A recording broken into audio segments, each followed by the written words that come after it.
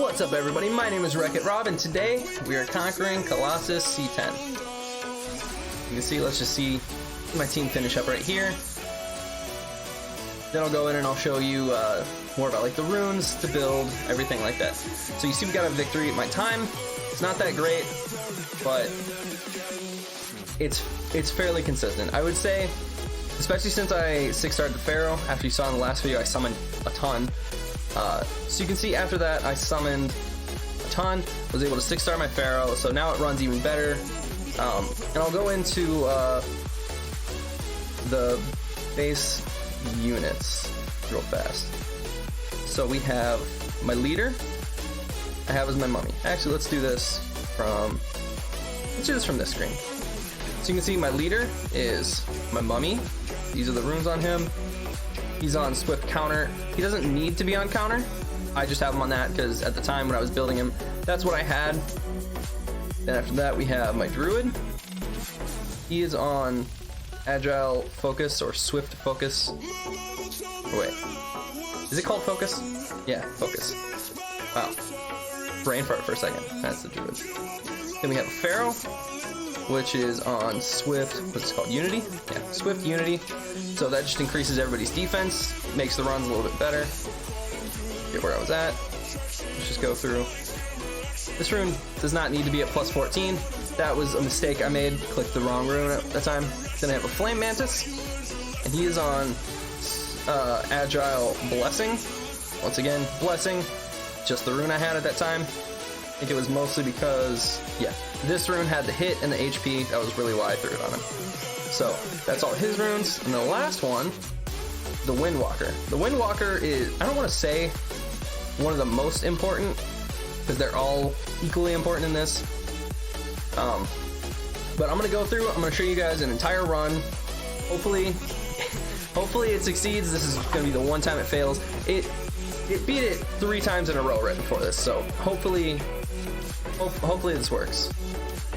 Okay, so this first stage, I think this stage does change. The last 3 were all this configuration, but I swear I've seen different ones.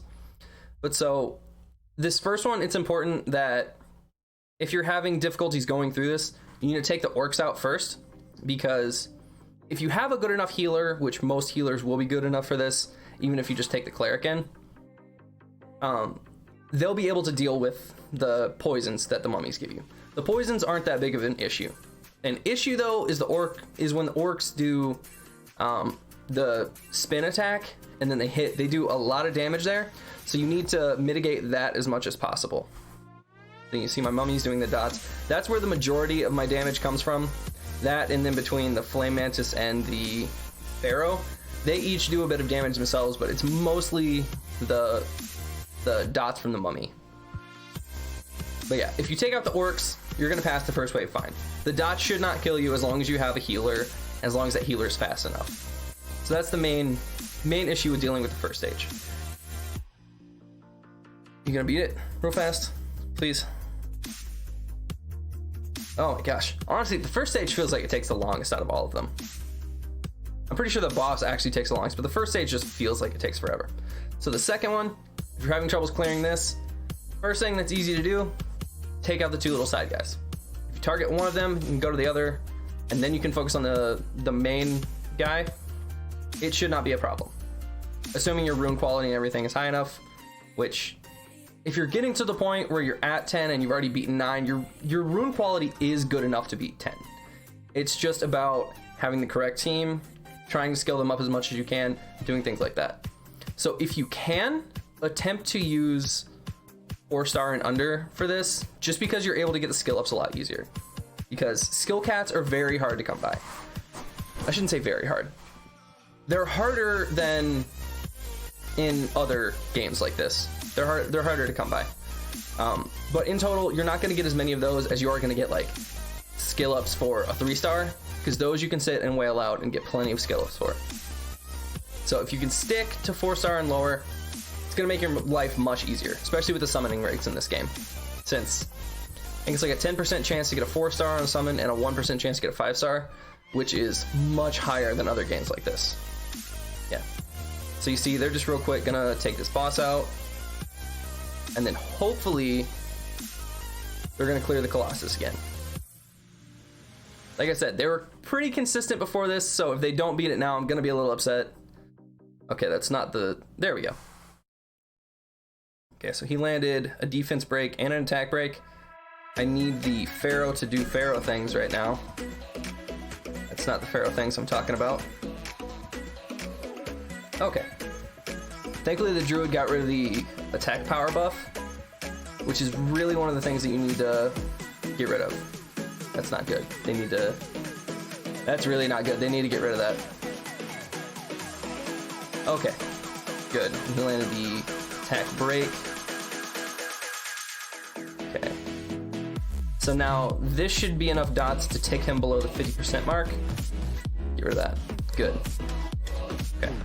So you can see the defense breaks were still on my team, but because his attack power was decreased, he didn't have enough power to actually take out any one of my units. So now I already know that they're going to beat this, because his regular attacks don't do enough damage, even if he has the attack power buff on him, to kill my team. Especially if the Flame Mantis keeps landing the attack break on him. I just know it's not enough to do anything to my team. Which, honestly, those normal attacks, if you're at the point where those are, like, you're dying from those, then you need to go back in and look at, okay, what is my team made of? How can I fix it? And try to eliminate the squishy units that you have. Okay, so that was 411. So that's actually a current best time of mine. So my best before this, I think, was 414. I just got that a few minutes ago. So this team is not fast, but it's consistent for me. So we're gonna go back in and we're gonna look at the monsters I'm using and kind of the theory behind the Colossus. So in the first wave, it's just kill the things and move on. So you need to make sure that the units you're bringing in, none of them can be one-shot by any of the orcs. So that kind of eliminates the squishy units you're gonna bring in. And this is just for the first team you're gonna take in to beat it, to get some better runes and, you know, the seals and rune chips and things like that. This is just the first team you're taking in. This is not a speed team by any means. That I'm actually gonna be building next. So first wave, just eliminate those. Second wave, once again, as long as none of your units can be like one shot or two shot, three shot, however many by the two elementals and then the, I guess, golem or giant in the middle. As long as they can't be taken out by those in one go, your healer should be able to heal that person and you can move on. The Colossus, though, is different. You have one tower with the Colossus that attack buffs him, and then you have another tower that defense breaks you. So now you think about it, what are the ways you can deal with that? So to get rid of the defense break, you can do one of two things. Well, one of three things, actually. You can just kind of deal with it and hope that you have enough rune quality to just kind of get past that and not have to buff your team. Although I wouldn't recommend that, because you're probably going to die, especially if he has the attack break on him. So defense break, I would suggest doing one of two things. You need to put a defense buff on your team or have a cleanser, or you can do both. Doing both will just make your run that much more consistent and you'll be able to move on. So in order to deal with that, I have, well, the Druid on my team. Let me show you the Druid. I just unlocked my, I don't know why my Druid wasn't locked. Anyway, so if you look at the Druid's first skill, he has a cleanse on him. It's a 75% chance, which is not the best. You really want more consistent, but you have a 3 out of 4 chance he's going to cleanse any buff on him. Yeah, because that doesn't skill up. So that's going to get rid of the attack break on the boss. Which, the way you deal with the attack break is you either cleanse off what he has, or you can make it, you can throw something on him to where he can't get beneficial effects, which I'll get into in a minute. So I have the Druid, he has a cleanse on him, so that gets rid of the attack break. You also then have the second skill that I have on Thorn Guardian, increases your team's defense for 2 turns and grants counter for 1 turn. And it's on a 4-turn cooldown, so it's not always going to be up whenever his attacks go, but it's enough to decrease the total damage on your team to where you should be fine. Then his third skill, I have healing on him, which you could switch it from that one to Energy Rain. Energy Rain will cleanse the defense break on your team and then grant you immunity so you can't get defense broken again. I wouldn't suggest this one for the Colossus simply because the 4-turn cooldown, you only get 1 turn of immunity and cleanse, which they can immediately throw back on after your immunity is gone. So especially if you're combining him with like the Windwalker where it's turn cycling, that's not going to be as useful. So that's why I would stick with Thorn Guardian and then Purifying Rain, because you get the heals from Purifying Rain and then you get the ability to defense buff your team, which is going to make your runs more consistent. So then we have the other way that you get rid of the boss's attack break, which is preventing them from having beneficial effects or buffs. So that's why I have my Pharaoh slotted in the team. If you look at the Pharaoh's first skill, he has both a cleanse and a prevent them from gaining buffs for 2 turns, which is really good. Especially if you're turn cycling a lot, you're going to put a lot of dots or deal a lot of damage, do all of these things to him, and you're going to be able to stack things on him and then stack things on your team to make your runs a lot more consistent. Especially if you get his prevent the gaining new buffs on the Colossus, it's going to prevent that attack break from ever going on in the first place. If that doesn't land, or if that goes off and then it's between his attack and your Pharaoh's attack, or if it's between your Pharaoh's 2 attacks or whatever, anyway, if that doesn't land, he also has his cleanse on there, and then the Druid also has his cleanse. So no matter what you have, I have systems in place in this team to get rid of the attack break on the boss. And then we have, once again, Thorn Guardian, defense buffs your team to kind of mitigate the defense break that they throw on. So from there, it's mostly just support units. So we have the Windwalker in, and we have it with Gale and then Wind's Blessing. Gale I have on here just for a little bit of extra healing. As you can see, it heals 35% HP because it's fully skilled up. That's 3 turns, so that's really nice. It's going to keep your team going faster and heal them a little. Then Wind's Blessing, it's on a 3-turn cooldown, hastes them for 3 turns and grants 30% energy. So once again, turn cycle your team, put more defense, put more debuffs on the boss, and then just keep your team going faster, deal more damage to him as opposed to what he's dealing to you. That's going to help a lot, especially since that's going to be unlocking Purifying Rain more and healing your team. So then in the team we also have the Flame Mantis. So another one of the ways that you can deal with the attack buff that the boss gets is to attack break him, because he doesn't have any kind of immunity there. So if you look at the Flame Mantis, I'm pretty sure all 3 of his skills, all 3 of his skills have the attack break on them, which is really good because that's really what you want to get on the boss. Because if you can have him dish out a less amount of damage, you're not going to have as much to worry about. So his first one, he's got an 80% chance to reduce the attack. If you skill it up, it's got a 100% chance. Then his second skill, the second skill I have him on anyway, Furious Strike. Yeah, I wouldn't use Devotion on him. I don't like the skill. I have it skilled up because that's what I had him on first. You don't need that on him at all. Both of those things come from the Druid, so it's pointless. So Furious Strike attacks him 3 times. Each attack deals 75% of attack and defense, and each one has a 35% chance to reduce his attack and defense for 2 turns. Sadly, that doesn't go up at all, but if you think about it, attacking 3 times, each one has about a third of a chance. Chances are it's going to land once each time that hits, hopefully, if your hit is high enough. So then Sweep, it's an AoE. You don't need an AoE on the boss. This is better for like the trash waves, but it also has an attack break and prevent them from gaining buffs for 2 turns. So kind of what I have the Pharaoh in there for. He does as well. They're just both to ensure that that stays on the boss, hopefully. I believe I went through everything. Oh, sorry. And the main damage dealer here is actually the Mummy, which you might be thinking like, oh, he's a defense type, he's just a tanky unit. Well, that's true, but all the damage he deals is proportionate to his defense. And he will throw a ton of poison on him. So if you complete the skill of his first one, the trigger rate is 100% to poison them for 1 turn. So that's 5% of the boss's HP gone already.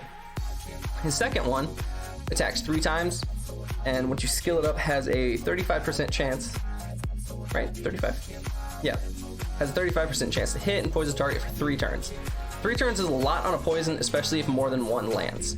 Because then if the boss is continuously going, and you can like hit one on him each time with his first skill, if you hit one on him each time, that's going to stack on to the 3-turn one that you already put on him, or multiple 3 turns, hopefully.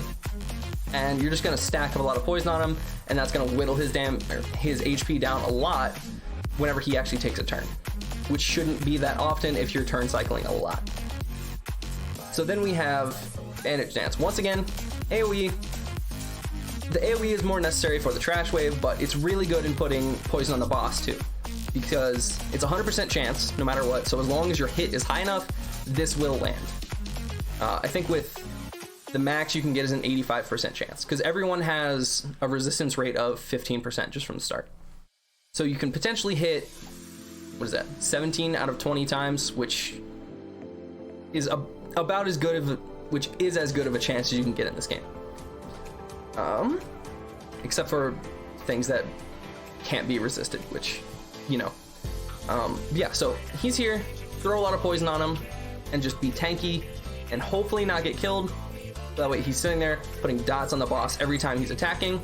Boss takes his turn, and all of a sudden his HP goes from like almost full to you can whittle down like 2/3 of his HP at one time, or half his HP at one time, if you land enough of these. So the mummy is there to be the damage dealer and do everything. So we're going to go through, I'm going to show you guys a full run of it, and then potentially give you some other hopeful options for the 2 4-stars.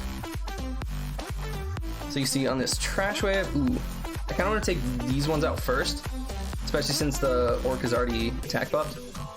Now, dealing with the phantom wolves, it's difficult because they deal a lot of hits. One of their skills, I think they hit 6 times, and chances are they're gonna hit one of your units with at least like 3 of those for whatever reason. I think they're supposed to hit random targets, but they definitely don't. That's something that I've noticed a lot with them. Okay, so I'm just gonna target this last phantom wolf, and hopefully we can kill the last 2 mummies, move on. Not hopefully, we're gonna kill the last 2 mummies, and then move on to the mid boss. So, like I said before, target the 3 damage dealers first, and then your team should be fine. And it's not always necessary to do this. This is just if your rune requirement is low enough that this isn't consistent in the first round. Which, mine is like right in the middle. It's right on the threshold of being able to do it every time. Okay. So this last mummy is going to take all these dots and then die. If he just takes a turn right now, he's dead. But the Flame Mantis deals enough because his defense is high enough that he dies pretty quickly. So once again, target the outside first. Okay, so I got a defense break and attack break, so there should be no problem with this. Oh, I didn't even mention the Pharaoh's 3rd skill. So the Pharaoh's 3rd skill, every turn that he takes, he places a shield equivalent to, I think it's like 18 or 15% of his max HP on your ally with the lowest total HP. So, excuse me. That's really good if, say, one of your defense units gets defense broken. Well, the problem with a defensive unit is if you defense break it, 70% of its defense is like basically being ignored. I think it's 70%. I'm just gonna, you get the point. So you hit one of the outside ones, kill the other one, hit the middle. I didn't realize they were attacking the center one because I was talking to you. But so I think 70% of your defense is being ignored when you get defense broken. So that's really a problem if you have a strictly defense tank, because if you defense break them, most of their defense isn't even being used. And if you're building them strictly on defense, you're not going to have a whole lot of HP on them. So they're not really going to have anything to absorb a lot of the damage. So with him, throwing the shield on your defense tanks is really good, because then it gives a little extra buffer in case they get defense broken. just to kind of survive. Okay. So once again, I had the defense breaks on my whole team. Didn't even have the Druid's defense buff up, but because I had an attack break on the boss, all my units were fine. I don't think any of them took more than like half damage. So once again, at this point, I already know that I'm gonna win this because his regular attacks don't do a lot. The towers don't do any damage, so he just doesn't have the damage output to kill my team anymore after that 50% attack. I'm pretty sure as soon as he takes his attack, he is dead. Maybe. Yep, he's dead. Hey, that was a new best. Oh, dang, that just shaved 35 seconds off my time? Okay. So, I know that 2 of the units in this are 4-star units. Why are they 4-star units? Just pretty much because. Because the Druid's one of the best 4-stars in the game. I had him built already, so I threw him in my Colossus team. The Pharaoh, I had him sitting in storage, and then one of my buddies who also plays the game messaged me and actually told me that he beat Colossus 10 before me, and I was a little upset about that. And he told me that adding the Pharaoh to his team was what kind of helped it actually beat it. So he was able to beat it before me just with the addition of this 4-star. Now, I'm gonna go through the Druid first. So the Druid, think about what he really does. He has a cleanse, he has a defense break, or a defense buff, sorry, for your team, then he has some healing. So, which one of these is the most important? The most important one, in my opinion, is the defense buff, but that's not always up all the time. So let's go to this guy. This guy is the Shadow Treant. And I know what you're thinking. This guy's a 2-star, so he's very easy to skill up, which, yeah, I have him fully skilled up. So, why am I using a 2-star instead of this 4-star Druid? Well, if you don't have the Druid, this is really easy to come by. If you summon 10 Unknown Scrolls, you're probably gonna get one of these. It's really easy. And I think he's also farmable in one of the scenarios.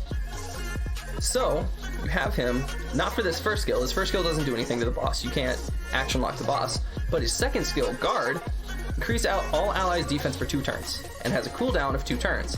So if you throw the Shadow Treant in, you're gonna have a constant defense buff instead of the Druid where it's every other 2 turns, you don't have one. So this is actually a better thing to use if you're looking for a defense buff than the Druid. Now, if you look at his skills though, or his ability scores, if you look at his ability scores, they are significantly lower. So he's gonna be a lot easier to kill if you don't have good enough runes. Well, granted, my Druid's also 6-star, but they are significantly lower just because he's a 2-star. So you're gonna have a little bit better runes on him to make sure he doesn't die. But with a constant defense buff the whole time, it's gonna make your whole team overall a lot harder to kill. So that's a good replacement for the Druid. Now, instead of having the Pharaoh, because now your team has like no sustain, your team has no heals. So what you can do instead of just taking the Pharaoh is just work on skilling up your Holy Cleric and getting her fast and everything, because there are a couple of things that the Cleric has that the Druid doesn't. First of all, the Cleric has 2 skills that heal, which is good. She also has a strip on her first skill, which can go up to a 50% chance for 3 turns. So it's a better strip than the Pharaoh. So if you swap out the Pharaoh for her, you're gonna strip more. The only thing you're not gonna have is the prevent beneficial effects, or prevent new buffs. But thankfully, if you're using a Flame Mantis, you get that on the 3rd skill anyway. So, doing the Holy Cleric and the Shadow Treant in there instead of the Pharaoh and the Druid can work fine. The only reason it wouldn't work for my team right now is I don't have that good of runes on them, and they're both 5-star, so I feel like they'll probably die. But you get the idea. The whole purpose behind Colossus is buff your team, decrease their attack, decrease really anything. If you can defense break them, that's good. The one thing that's cool about the Holy Cleric, though, is whenever she heals, she also increases your team's attack for 2 turns. So you're going to be dealing more damage and stuff like that. So if you're using, say, instead of the mummy, you're using a standard attacker, or even if you just did like speed or attack, defense, attack, or something like that, something along those lines. If you were doing something like that, you'd be dealing a lot more damage anyway. So things like that are good. Really, it's just about, like I said, buff your team, debuff their team, strip his attack buff, and that's really all you have to do in order to beat Colossus B10. I would suggest at least having 5-star runes on everything before you attempt it, or some very good 4-star runes, because there are some 4-star runes you can get, like a heroic or a legendary, that can roll really well when you power them up, and they can be better than like a common 5-star rune. So there are other options you can use there. So I would suggest having all really good 4-star or just straight 5-star runes on everything, and having them all at least 5-starred, max 5-starred, preferably having at least some of them 6-starred. So if you use the same team that I do, actually, if you go and look at it, the only one that is capped at max level is my mummy. So these other 4, the Druid, the Pharaoh, the Flame Mantis, and the Windwalker, I 6-starred all in the last 3 or 4 days. So I was able to beat Colossus C10 with 4 or 5-star units. So it is doable. I'm not saying it's not. It'll just make your runs more efficient and faster if you do max 6-star all of them. But with that, though, I think that's it for this video. If you found it helpful, please let me know in the comments down below. Also, make sure to wreck that like button and the subscribe button, and share this with anybody. Hopefully share this game with people, because it is a very new game. I know they're not pushing super hard on advertising it yet. It's mostly just been in the YouTube community where they've been doing that, and a little bit on Twitch. That's mostly where they've been doing it, but I really want to see this game grow to the level that like Summoner's War was, or Raid Shadow Legends, games like that, because there are a lot of things this game did well. I will be doing more videos on this in the future. I'm hopefully doing a beginner's guide to this. Probably gonna record that tomorrow, because I would like to think about it and actually have a script for that first. But yeah, that's it. Thank you guys, and I will see you all in the next video. Later.